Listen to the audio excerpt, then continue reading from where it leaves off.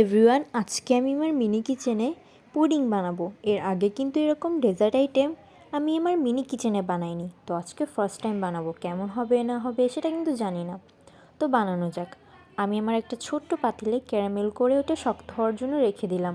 আমি কিন্তু একটা বাটিতে দুধ গরম করে ওটা আগে থেকে রেখে দিয়েছিলাম ঠান্ডা হওয়ার জন্য। এখন ওতে সব ধরনের উপকরণ দিয়ে আমি পুডিংয়ের মিশ্রণটা রেডি করে নিলাম।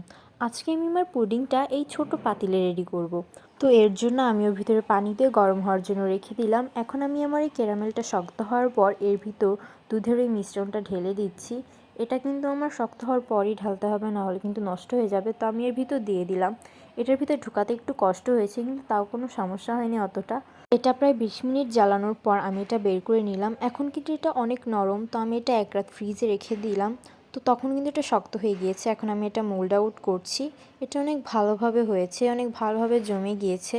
আমি যদি তোমাদের এটা কেটে দেখাই তাহলে বুঝতে পারবে যে এর ভিতর কতটা ভালোভাবে হয়েছে। দেখো, এর ভিতর অনেক ভালোভাবে জমে গিয়েছে। এখন এটা টেস্ট করার পালা।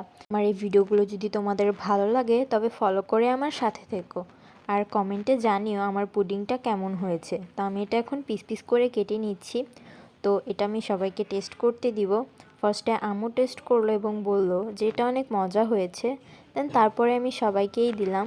আজকের জন্য এতটুকুই। এতক্ষণ দেখার জন্য সবাইকে ধন্যবাদ। Bye bye.